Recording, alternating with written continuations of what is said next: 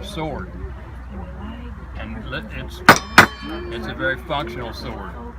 Now you can feel the edge of it. It's not sharp at all.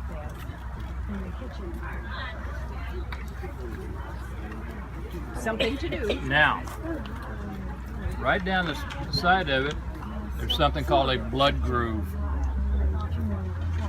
I need you to step forward right here just a minute and hold your right arm up like this. Your other right arm. Okay, now I'm going to get over here and be a little easier because I don't want to hurt you. Step over this way just a little bit. Say I were to stick it in him, put your arm down. Did you put deodorant on this morning? Deodorant? I don't want my sword coming out stinking then. I'm kidding. With that blood groove on there, that slides out very easily. Now there's some swords that do not have that blood groove in it. So when I would stick it in somebody, it creates a suction. And the only way to get that out is for me to put my foot on your chest and pull. And there's kibbles and bits coming out with it when I pull it out. Now, what would be the advantage to having the blood groove as opposed to one without the blood groove? Can you think of a reason why? Anybody? Man, woman, child, I don't care. Get rid of the suction? Absolutely, because you're in a hurry. If you're sitting there fighting to get your sword back, somebody else is going to give you another sword, but not in a very pleasant place. Oh, really? Really? We have an officer's sword here, which you wouldn't use in a battle because it's fairly flimsy, but it looks good. There is no blood groove on that one either.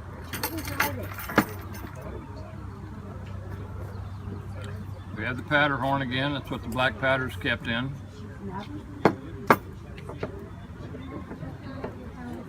Do we know what this is? What is it? Go for it. It is. It's a Flintlock Pistol. It's smooth bore, means there's no rifling on the inside of it. So whenever the ball comes out of there, it kind of rattles around there a little bit. So if it hits the right side on the way out, it's going to go left. So they're not very accurate at all. But if you've got a line of people out there, somebody's bound to hit something. So we're going to try something this morning. This is called a Flint and Steel. The flint is here, it's like a rock. The steel is here. And I'm sure some of you gentlemen and women know as well. You've probably heard the term lock, stock, and barrel. When you buy something, you want everything. So here's your lock, here's your stock, and there's the barrel. There's another saying also. When somebody gets mad or something and they go off half-cocked, that's what this is. It's a safety position. It will not shoot at all. Now, we have some extra invaders here. We're going to try something here just a minute. Remember we said we have black powder in here. Which is also a friend. We're going to pour some of this black powder into what we call a pan.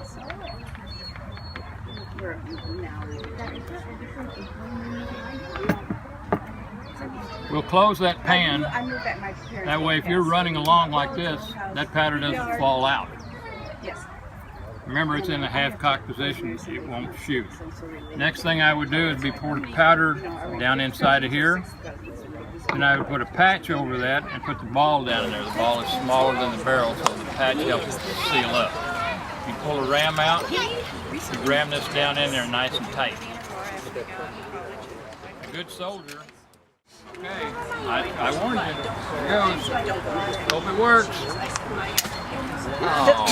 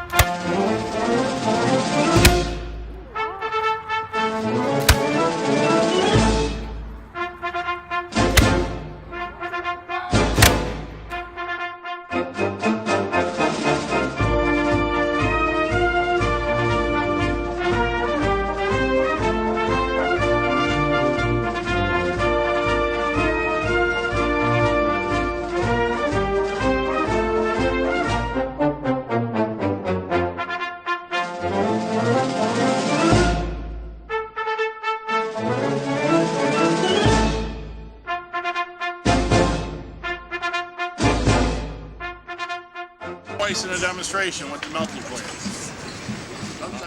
Everything in here I make is out of pewter. Pewter is an alloy metal. Alloy means combination. And pewter is made up of tin, copper, and another white metal called antimony. I buy in a bar like this called an ingot.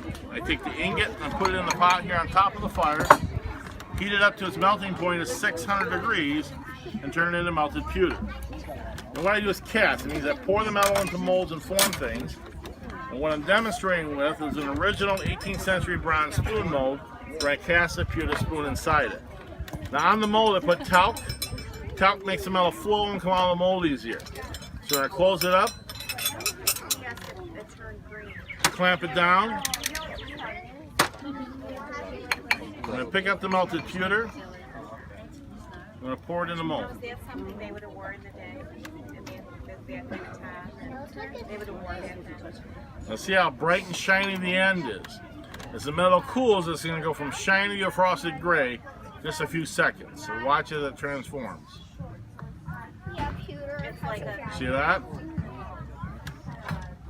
So now open it up.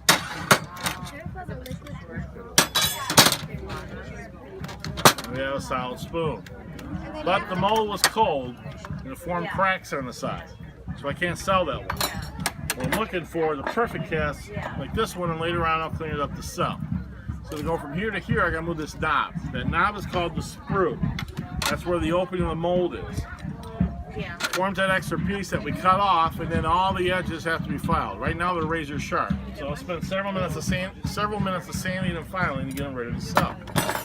Now the one with flaws, I can't fix it. So we're gonna take this solid spoon, we're gonna change this from solid right back to liquid, just like that.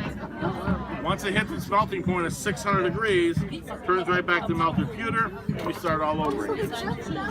With all the items on the table over here, I have separate molds and cast it one at a time, just like the spoon. You're welcome.